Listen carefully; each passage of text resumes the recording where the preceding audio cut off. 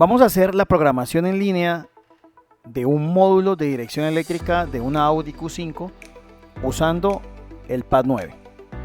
Vamos a hacer el cambio de software o descargar una calibración nueva para el módulo usando nuestro equipo de diagnóstico.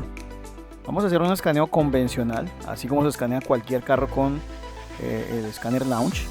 Buscamos la marca Audi y vamos a establecer la conexión común y corriente. Les quiero contar algo.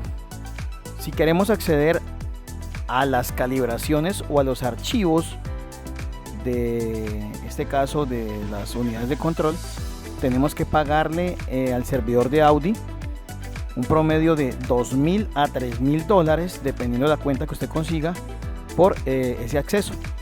Es un valor que se hace anual. En este caso lo podemos ver allí, tenemos una licencia básica de $2,000 y durante un año vamos a poder hacer descargas de archivos para instalar unidades de control nuevas o reflashar unidades de control usadas. Pero bueno, en este caso nuestro equipo de la marca Launch ya tiene esa licencia durante 3 años incluida. Vamos a hacer la conexión y vamos a hacer el proceso de escaneo por escaneo de alta velocidad. Allí podemos ver cómo nuestro Pad 9 comienza a escanear todos los módulos de control de este vehículo Audi. Está haciendo el barrido completo por todas las redes, por la red de confort, por la red de tren de poder, entrando al gateway y entrando a otra sección de la red. Podemos apreciar que la que se llama EPS44 posee un código de avería.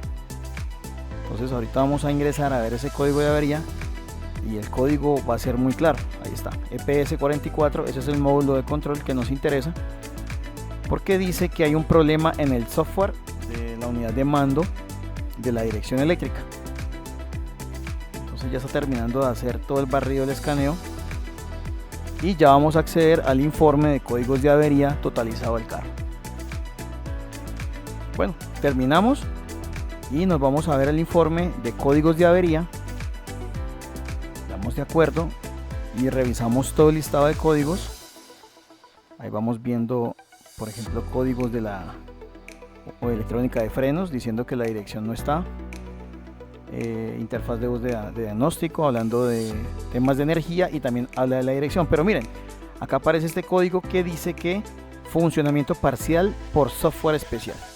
Entonces a esa unidad de control le vamos a descargar una calibración de software directamente, digámoslo así, el servidor de Audi, para hacer un reflasheo y rescatar en este caso esa unidad.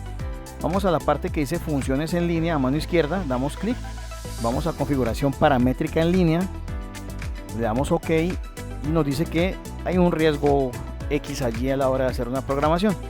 Nos vamos a el 44 que sería la dirección eléctrica y damos clic en reprogramar. Se está conectando y está haciendo la consulta en línea, indicando pues que sí tenemos las calibraciones y ahí está. Tenemos todas las calibraciones en este caso existentes para esta camioneta Audi. Ustedes pueden ver que todas tienen diferente fecha y diferente nombre, ¿sí? Entonces lo que vamos a hacer es que vamos a ver la calibración antigua que tenía el módulo anterior y vamos a llamar esa misma calibración para la camioneta. Entonces ya le dimos que hiciera la carga, ya la hizo y nos dice que apaguemos el encendido 30 segundos y volvamos a encenderlo. Entonces ya estamos contando allí los 30 segundos y pasados los 30 segundos abrimos el switch y vamos a seguir con el procedimiento. El procedimiento es relativamente fácil de hacer, pero si tú no tienes la licencia, en este caso del acceso a la página de Audi, no vas a tener acceso a los archivos.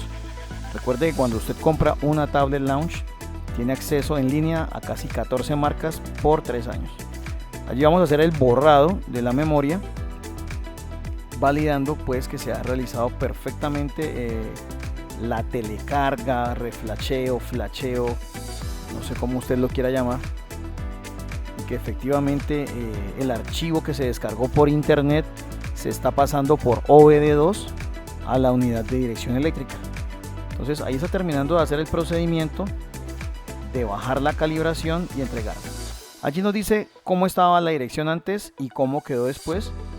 Y podemos ver que las versiones de software pues son las mismas, conservamos prácticamente todo igual, solamente que ya es una versión un poco más nueva del archivo que tenía montado anteriormente. Y bueno, así pasamos a corregir todas las fallas.